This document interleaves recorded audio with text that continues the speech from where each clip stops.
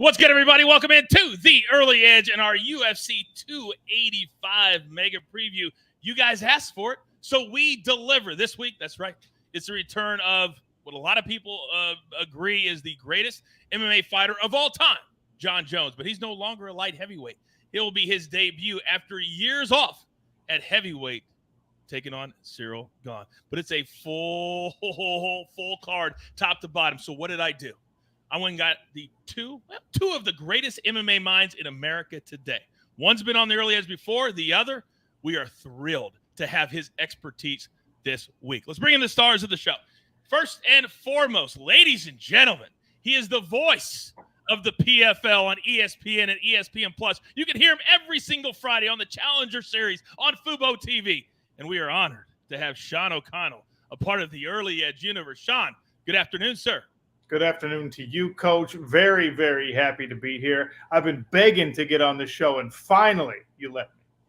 Well, it took a lot of begging, but alas, we got on the same page, didn't we? Now, this man made his debut just a week ago, and he correctly got the main event when everybody was going to the other side. You, sir, said Miss Blanchfield would get it done, and she did. Danny Brasco, welcome back to the show. I'm thrilled to be back here. Amazing fight card. Great to be with you too, Sean. And this is one for the ages. This should be an epic one. I'm excited about every single fight. All right, we're going to have best bets on every single main event fight. We'll look at a couple of the undercards. But as always, as you know, if you watch the Early Edge every single day, you know we start with storylines that could affect the betting lines this week. And I'm going to start with you, Danny, because this is one of the most anticipated comebacks fights in the history of MMA. Jon Jones, talk to me. This is for undisputed GOAT status, right? I mean, he's widely considered the greatest to ever do it in MMA, but there's some asterisks on that conversation. If he beats Cyril Gane, who is arguably the most technically skilled heavyweight we've ever seen, there's no more debate. It should be a fight for the ages. This is the fight of the decade. This defines an era right here, and I couldn't be more excited for these two guys to clash. The most skilled heavyweights we've ever seen step into the octagon. I can't wait for you to break this fight down because he hasn't fought in years, and many people believe if he wins this one, he will just fight for the World Heavyweight Championship. He will not have to wait anymore. Now, Sean, let me come to you because Jon Jones may be the male GOAT, but there's a female on this card this week that many think could be the best ever. Who am I talking about? We don't talk about the Bullet Valentina Shevchenko enough, and that's because of her two losses to Amanda Nunes. Now, in her last outing, she did not look like herself. She still eked out the win. Some people called it controversial. But in any case, she's going for 10 in a row and defending her title, of course. And then what stands in her way to be the female GOAT in the sport of mixed martial arts? Well, only avenging that loss to Amanda Nunes, which is a very real possibility because the Lioness is not what she used to be. I'm talking about the Bullet. Valentina Shevchenko has an opportunity. Get the win. She's overmatching Alexa Grasso here. This should be play with your food type fun if the Bullet is who we think she is. And then you call out the departing queen. There's maybe only one or two Nunes fights left. Sets up the best women's fight in the history of mixed martial arts. Let's get it.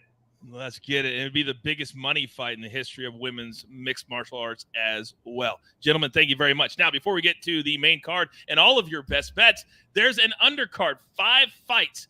And as I'm looking at the names, Sean O'Connell, because I just want you to focus on one. The world of MMA and different organizations, they cross over all the time. And there's a man at the start of the card that you and I are very familiar with. What are you looking at? I'm looking at Loic Rajabov making his debut in the UFC. Now, this guy has a ton of story behind him. Rumored to be one of the people who was supposed to be on this new season of The Ultimate Fighter, who got kicked off that in favor of a Conor McGregor teammate. Look, that's alleged. I'm not saying I know that to be true, but wink, wink, nudge, nudge. We all know that to be true, right? He's taking on a UFC debutante, and Estevan Ribovic. Gringo has real knockout power. But Loic Rajabov couldn't get it done in the PFL, the Professional Fighters League. He was always on the doorstep of winning a title. He couldn't do it. So where does he go to find greener pastures when you can't get it done in the PFL? Where do you go to try and find an easier path to glory? Well, in his case, he's looking at the UFC, which I know a lot of fight fans think is counterintuitive, but he's not going to have to fight 4 or 5 times in a year for the UFC. Loic looking to make a name for himself, and this fight promises to be incredible because Esteban, he's got real power in both hands, and Loic Rajabov is the kind of guy that will let you test his chin, but he moves forward. He's an absolute Terminator, and if he gets this Argentine to the ground, this fight's over. Yeah, and folks better not tune in late because this is the first fight on the card Saturday in the prelims of UFC 285. So that's the first fight. But what about the featured prelims, which a lot of fighters are now realizing gets more eyeballs, Danny, because it's usually on ESPN and not the pay-per-view. And in that spot this week, there's a name that a few years ago people thought this guy is going to be one of those exciting fighters in his weight class for years to come. That hasn't happened, but maybe he's on a comeback. Who am I talking about? You're talking about the return of Cody No Love Garbrandt, and it's kind of wild to see his name in a featured prelim all of a sudden. Like you said, I mean, he was fighting for titles. He was in some epic wars, but he's fallen from grace, and I'm re-nicknaming him Cody No Chin because at this point, he can't take a clean punch. Ooh. And he's fighting a steep drop-off in competition in Trevin Jones here, but I think it's a really good opportunity to look at the underdog here. I mean, Cody can't take the power that Jones has. Jones has knockouts over some good competition. Mario Batista, Timur Valiev. I mean, those aren't flukes. Put them both together. So I think a guy in Jones is outmatched on paper, but we ain't fighting on paper. And like Mike Tyson says, right, everyone's got a game plan until you get punched in the face. If Jones cracks him with one clean, this fight could be over quick. So I'm looking at this fight in the featured prelim and maybe take a chance on the underdog. One big shot. Yeah, the underdog is plus 150 currently at Caesars Sportsbook and Casino. A couple of people in the chat said they like Garbrandt to get this done. So we'll see what happens. That's just a little lean for my man, Danny Brasco. All right, it is time for our best bets. And we're going to go through every single fight on the main card and get a pick from both gentlemen. So since you are new to the early edge, Sean, I'm going to allow you to go first. And the first fight on the pay-per-view, ESPN Plus pay-per-view, by the way, is Bo Nickel. I thought these numbers were wrong, and then I looked them up. Minus 1,600 currently. Jamie Pickett plus 900. Woo! It screams parlay. Unless you want to get specific. Sean, start us off. Well, let's get specific here because what does Bo Nickel do when he's taking on an opponent he's much more talented than, when he's got a skill set that is the ultimate trump card in the sport of mixed martial arts, and that is elite, good old-fashioned folk-style wrestling?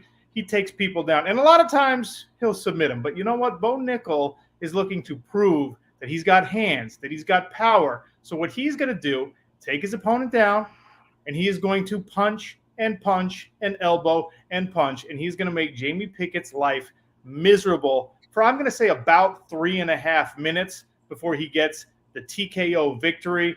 That minus 1,600 is a number that you can't play with. I know there's parlay possibilities out there, but him in the first round, Bo Nickel in the first round by TKO, you get that at plus odds. Yeah, and when, for people who don't know much about MMA betting, if you throw a 1,600, minus 1,600 into a parlay, it's not going to move it at all. It's literally not going to move it at all. So it doesn't even matter if you throw it in. Now, Sean says TKO. But Danny, as I look at my notes, you disagree. Why? So it's hard to disagree with anything Sean said. I mean, like you mentioned, if you want to find betting value on this pick, you have to pick a method. And you have to probably do it within a short amount of time. I mean, even a round one finish without picking the specific method is minus 200. So, you can't bet minus 1,600. You can't even put that in a parlay. Like Coach said, there's no value there. So pick the way to do it. Well, he's an elite wrestler. And while the ground and pound is certainly at play, I don't think Jamie Pickett's going to want to take those shots. And I think the easiest path to victory is Jamie Pickett maybe eating a couple elbows on the ground, turning around, and what do we call it? The club and sub. Take the neck once Jamie Pickett decides I don't like those punches anymore and get him out of there real quick. There's another bet that I like. I call it my signature. I call it the Nicolas Cage play. Gone in 60 seconds. You can bet on this fight to be under half of a round. And if he gets it done within the first 2.5 minutes, it's plus 190. So I like finding plus money bets like Sean is looking for. Around one sub at plus 100 or under half a round. Those are kind of better ways to bet this fight. Yeah, and here at the Early Edge, we love fun picks. I can't stand people that make it that this business has to be serious all the time. It doesn't. By the way, what was that thing you said? You just gave me an idea. What was that? The club and what? The club and sub? The club and sub. Guess what we're going to have on our next episode? Sandwiches? That's actually Bisping. Michael Bisping wants to open a sandwich shop called the Club and Sub. Yeah, he does. Actually, I am kind of hungry. We're going to do a parlay where you guys have to pick somebody to win by TKO and somebody to win by sub, and we'll call it the club and sub parlay. Oh, I love that. In real time. Always thinking, Coach. Always brainstorming. Well, I'm just great like that. All right, let's go to fight number 2. Gamrot Turner. Gamrot is the favorite at minus 220. And by the way, for those of you brand new to this show and brand, kind of our measures, minus 200 in individual fights, we'll give those out. But anything over minus 200, you won't see that here. At least not by most of us. You know, we have a few at SportsLine that do that. But that's kind of our baseline because MMA betting is way different than any other sport. So, Danny, I'm going to start with you. Jalen Turner is the underdog here it's been right around plus 180, plus 185. What do you like in this matchup? So this is another price tag that I feel like I'm forced to take the underdog shot on, and I'm going to side with Jalen Turner for a smaller bet at plus 180 here. Simply put, I think there are too many red flags for Mateusz Gamrot here as a minus 220 favorite. I'm not willing to lay that. He is coming off a loss to Beneil Dariush, very good fighter, but Dariush was like a plus 240 dog in that one. And Gamrot just couldn't secure enough takedowns. That's how he has to win the fight. He's a chain wrestler. He's got a great motor, and he can drown his opponents on the mat. But when he's not getting the takedowns, he's a fairly basic striker. And Dariush, a more than 2-to-1 dog, kind of just fell into the rhythm and did his thing and pieced him up. If Turner can stuff takedowns, he's extremely dangerous on the feet. He's a long, powerful striker.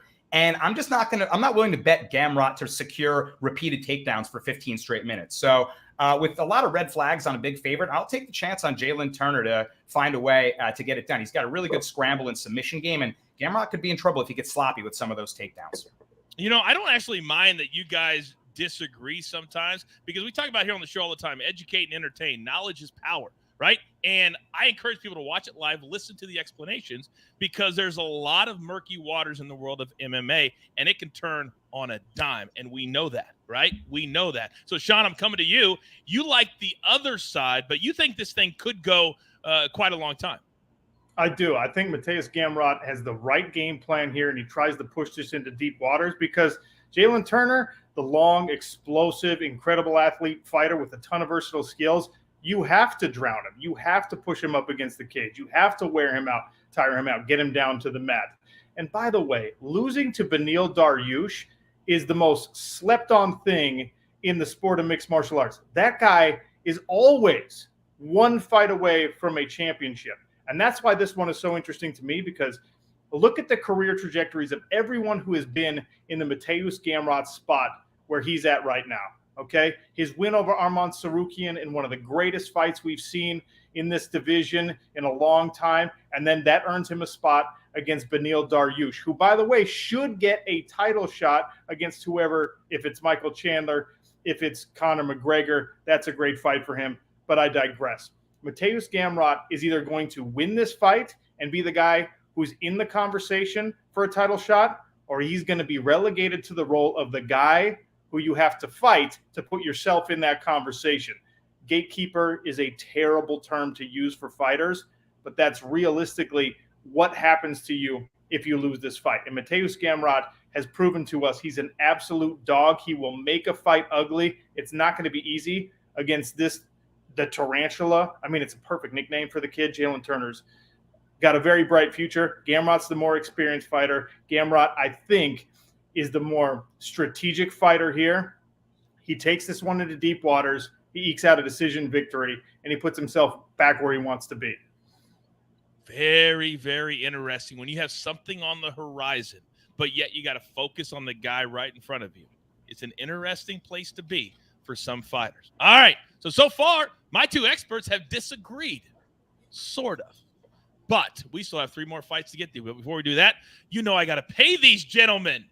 Again, sort of. So we got to pay those pesky little bills. Here's a word from one of our incredible partners.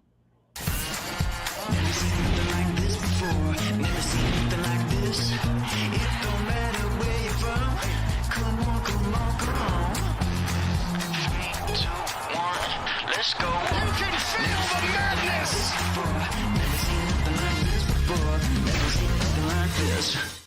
Oh, and we are in March. That means it's madness time at Paramount Plus at CBS. We love working for the parent network. If you haven't entered our early edge bracket yet, Come on, I'm already there. The entire crew's already there. Are you better than us? Prove it. Prove it. I don't think you are. Now, let's get back. This is UFC 285 Mega Preview. Sean O'Connell, the voice of the PFL. Extraordinarily honored to have him here. Then Danny Brasco, the newest member of our Early Edge crew as well. All right, let's go to fight number 3, gentlemen. Jeff Neal, plus 400 as the underdog. Shavkat Rakhmonov, minus 550. You normally don't see these kind of odds on a main event card. I'm a little bit surprised, to be honest with you. Sean, I'm going to start with you. You're both on the same guy, but how you think it's going to happen is a little bit different. Talk to me. When you get these big fancy cards, right, you get these highly anticipated cards, everyone looks at it and says, I'm going to see 5 straight finishes on the main card. This is going to be the best thing that I've ever seen. And seldom do these UFC cards actually deliver on that because the matchmaking is good and because you've got Shavkat Rakhmonov, who's one of the hottest prospects in this sport, taking on a guy in Jeff Neal who here, these odds tell me people are completely underestimating. Now, is he going to win this fight? I don't think he has the versatile skill set that Shavkat does, right? Shavkat's a better wrestler. He's a better kickboxer. Everything he does with his legs is cleaner, smoother, and better than what Jeff Neal can do. Neal is a better boxer, but Shavkat's not going to let you box him in a mixed martial arts fight like this. Still, training at Fortis MMA, that Shark Tank, a bunch of killers in the room, Jeff Neal is not going to get finished in this fight, all right? Shavkat is probably going to win, but he's going to do so after a grueling, strategically fought, striking battle most likely by decision. Jeff Neal, you can't put this guy away. His coach is one of the best tacticians in the sport of mixed martial arts right now. I think this goes to a decision, and I don't think it's going to be as lopsided as these odds would suggest. Danny, I'm really glad I'm not sitting in your seat right now because when you have the voice of the PFL, you have one of the $1 million champions from the PFL sitting right below you, and he says all of that. How do you respond? You know, he makes a really, really good case for Jeff Neal, and he's certainly a fantastic veteran fighter, really good defensively, good counterpuncher, and he showed off his skills against Vicente Luque. I mean, he looked at the peak of his game, right? So now he comes in as a plus 400 dog. The argument for value on him on that side, or at least not to get finished, is solid. So I don't dislike his take, but I've known about Shavkat Rakhmonov since before he entered the UFC. I was watching him in M1 Global, and I was telling everybody that he's going to be a future welterweight champion when he decided to step in the UFC. He's done nothing but dispose of all of his opponents so far and dispatch of them. I think that more of the same is coming here, but it will take a little longer for him to do so. There's just no area that I think Jeff Neal's really going to compete with him in this fight. It's not a good matchup for him. At kicking range, Shavkat can throw spinning hooks. I think on the feet, it'll be less of a boxing match and more of a kickboxing match, which certainly favors Shavkat.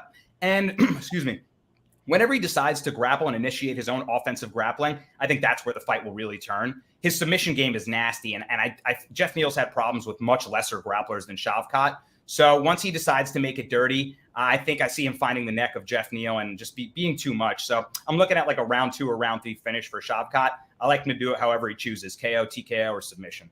All right, and that comes in at minus 150 for Sean. The by decision is at plus 275 if you choose to go that route. All right, 2 more fights for us to get to, because here at the Early Edge, you know we don't go for an hour, hour and a half. We hate those kind of shows. We get it done in less than 30. That's why we're such a huge success. So, co-main event of the evening. And we've talked about it at the top of the show. We've got 2 goats to get to. Valentino Shevchenko. Now, taking on Alessio Grasso. And I'm going to start, Danny, with you, because I don't think anybody believes that Shevchenko will even get tested, much less lose. But how do you see this co-main event? So this one's scary. I'm going to be holding my breath on this one. But yeah, I mean, Valentina Bullet has a really good matchup in front of her. And Alessio Grasso is a damn good fighter. So I don't want to do her any disservice by talking down. But styles make fights. And stylistically, this is a really good one for Valentina. It looks like the game plan to beat her from Jennifer Maia, from Tayla Santos, who have been only fighters that have had any success at all recently, is to take her down and try to keep her down. And that's not really Grasso's approach. I'm going to take Valentina by decision, hoping that I can really believe in Grasso's toughness and cardio, that classic Mexican warrior attitude that she's going to bring to last her through and just give a gutsy, gritty performance and make it through. I like the over and rounds for her to at least, make Valentina have to, pick up some reads, download some info in the boxing, kickboxing department. But eventually, Valentina just finds her holes and is an absolute tactician. So she's going to win this fight. I'm going to believe in Grasso to last long enough. So I'll sprinkle Valentina by decision and take the over 2.5 rounds alternate line at -135. I kind of like that. Okay, I kind of like that too. Now, Sean, until recently, when you see a female fight on the card, you automatically think, oh, this is going to go to a decision. Oh, they don't hit hard. That's been changing lately. We've seen some female fighters coming into every organization and learning how to finish. And you believe that this week that Valentina Shevchenko will do the same, yes? I do. I think that her inside of the distance and maybe sprinkled by submission, because where is the greatest advantage? On this, we actually agree. She's got a better grappling game. She's incredibly well-rounded. And maybe most importantly in this fight, she's just purely the better athlete. Also, it's a prove-it moment for her because she's in the GOAT female fighter conversation, right? But not if she doesn't win 10 in a row. Not if she doesn't beat someone who she's such a huge favorite over. And not if she doesn't do so convincingly. Coming off of that Santos fight where some people thought she lost it, she absolutely has to be the best version of herself. And what we have seen from the Bullet, equally proficient in submissions and in knockouts, that's what she's going to be hunting for. I do think Grasso is tough enough to push this into that over category. I do think this one goes probably into the 4th round. But Valentina gets the job done, and she gets it done inside the distance for me. So think about this, everybody watching at home. If this goes over 2.5 and then they finish, you cash both tickets by Danny and by Sean. I tell you all the time, listen to the explanations and really break it down. You can get creative and really make some cash. How about my man Raf in the chat? He says, I didn't know about this MMA show. Dope. Raf, you're dope. Thank you very much. Yeah, you're welcome. All right, now, it's not lost on me that also, where is it? All right, he's called I Live with the GOAT, I believe is what his name is. I Live with the GOAT. And he's here, and we are living with the GOAT on Saturday night. It's been almost 4 years since John Jones, arguably the greatest MMA fighter of all time, hung it up. The last time we saw him, he was making 205 every single time. But oh no, you saw the picture of him today at UFC.com. He's a big boy now, and he's fighting with all the big boys. Cyril Gahn, and he's a favorite at -160, I believe. I've got to make sure I get that right on the money line. I am. But, Sean, we're going to start with you. What do you think John Jones will look like coming back after such a long being out? And then how do you think he's going to get it done? Look, John Jones is going to look good. He's taking this very, very seriously. Everything we've heard, all the reports are that he's put the partying aside. He's put the demons that haunted him earlier in his career and his life aside to establish himself as the GOAT, to cement the legacy, right? But he is moving up to the heavyweight division. And what John Jones at 205 showed us is that people that are his size and that can match him athletically give him problems. Think of all the guys that almost beat John Jones. Alexander Gustafsson, just as tall as him, just as long as him. Pushed that one all the way to a decision that some people thought Gus should have won. Look at Dominic Reyes, what he was able to do. Another guy who's 6'4 plus. Look at Thiago Santos, the big hammer, got aggressive, came after John Jones, and took the fight to him. Another man of significant size that caused Bones problem because he couldn't stay on the outside. He couldn't pick and poke and punch, right? So now you're fighting in a weight class where everybody's as big as you. And with this opponent, you're fighting a guy who's just as athletic as you. Still, the skill gap for John Jones over every other fighter, and especially fighters in the heavyweight division, is too great. But there's way too much for the potential GOAT to lose for him to be taking serious risks in this fight. We haven't seen the risk-taking John Jones in 8 years. Yep. Never mind the layoff. It's been about 8 years since we saw John Jones throwing spinning elbows and using his wrestling and doing all the crazy stuff, the flying knees that made everybody fall in love with him in the first place. He's going to be careful. He's going to be strategic, and he's the best in the game at doing that, which means this ends up being a relatively boring main event and a John Jones decision victory. at plus 150. And I'm so glad you brought that up, because when I see all these packages that ESPN's putting together, they're showing all those knee knockouts. They're showing all that stuff from over 8 years ago. That's not the John Jones that we saw. Now, he was still winning, but he was winning a lot, as Sean said, by decision or late into the fight. Sean, thank you very much. Stand by. I got something else for you, too. All right. Now, Danny, you do like John Jones as well. And I said at the top of the show that anything minus 200 or below, we're very comfortable playing those odds in an MMA fight, not in an NBA game, but in an MMA. And you like John Jones on the money line here. Talk to me. Yeah, I think at minus 175, he can be a parlay piece, or if you want to put a couple units on it, I could understand that. But, I like comparing with someone else. But I'll get into this fight singularly. And I have a bigger prop with big plus money odds that I think is live in play. I really like Sean's breakdown of this fight. And I think that Jones has been telling us how he's going to fight it in all the interviews. He keeps saying Ciryl Gane's a pretty kickboxer, but this ain't a kickboxing fight. And that's what Jones has been the best at, is his all-around MMA game.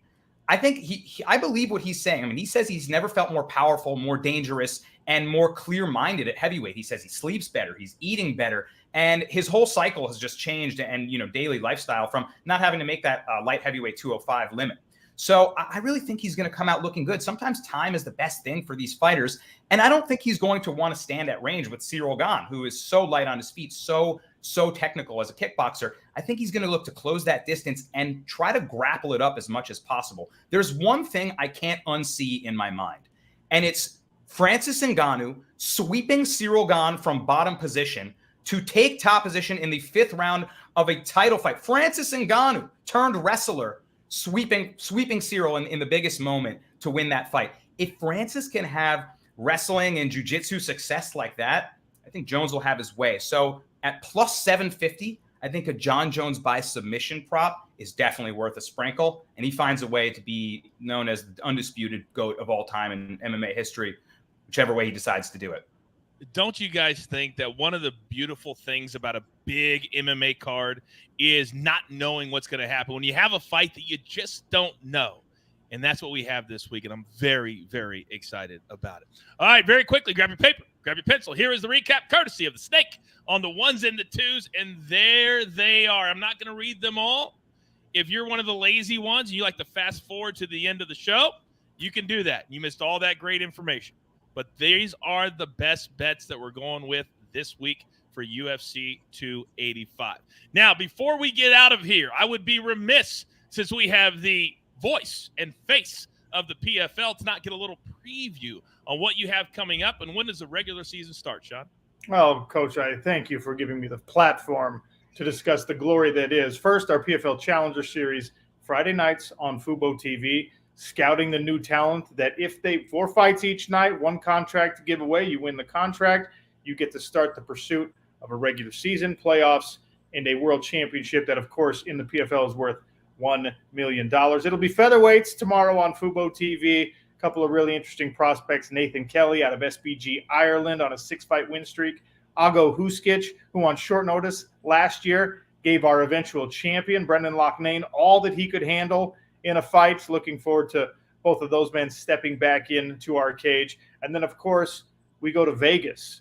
April 1st, April 7th, and April 14th, 3 weeks in a row on ESPN and ESPN Plus. Professional Fighters League regular season begins. I told you earlier, I mentioned this man earlier, Thiago Santos, heavy-hitting Brazilian. He's come over from the UFC. He's looking forward to this opportunity, and greeting him, welcoming him into the Professional Fighters League is last year's unbelievable 205-pound champion, Rob Wilkinson, whose last meaningful and really only significant loss in the sport of mixed martial arts was when he was cutting an insane amount of weight to fight against a guy you might have heard of named Israel Adesanya. So there's making a debut in a new organization, and there's making a debut in a new organization. And Santos has a tough hill to climb, getting it started the right way on ESPN and ESPN Plus, April 1st. I will be there. Kenny Florian will be there. Randy Couture will be there. You should be there too. It's the only mixed martial arts organization in the world with a regular season, playoffs, and a $1 million championship at the end of every year. Really incredible stuff happening in the PFL. You should join us. Who's going to be there? Who else is going to be there? Oh, Ian Parker's going to be there too. I deserve that. And the coach, look, guiding you through all of the picks is, of course, our expert, our guru, the man himself, Jonathan Coachman, the coach. That's what we're talking about right there. That's all I was waiting for. That's all I need. Just a little bit of that. That's it. I'm telling you, if you haven't watched the PFL yet, I'm telling you, to have a regular season and everything that Sean just described is amazing. There's pressure the first night. You can't afford to not have a good showing the very first fight. And as you said, it starts. It's amazing that you have so much pull, too. You live in Utah, and somehow you got them to fight 3 weeks in Vegas. Yes. Very interesting. I said, I'm sick of flying all the way over to the East Coast. Give me something that's drivable so I can bring some friends to the crowd. And they said, whatever you say, sir. It's really nice that they're finally listening. Yeah, it truly, truly is. This is the first of many, many shows. This is a great show with two of the great MMA minds in the country today. Tell all your friends, watch it live, or you can also, as always, watch it on demand. But follow us, turn on your notifications so you don't miss one single second of this incredible content. So with all that being said, there's only one thing left to do, and I believe you all know what that is. You've got your marching orders. Let's take all of these UFC 285 tickets straight to the pay window for my entire crew. Love them all. Sean O'Connell now. Danny Brasco still looking for his nickname. Who's going to win $100? Cold, hard cash. I want to know. But you got to come up with a nickname that sticks. And, of course, I am the coach, the snake on the ones and the twos. We're here every single day, multiple times a day for every sport. Don't forget, if you're watching us live, coming up at 5 p.m. Eastern time, the full mega preview of the World Baseball Classic. We grind for you so we can win with you right here at the Early Edge. Good luck.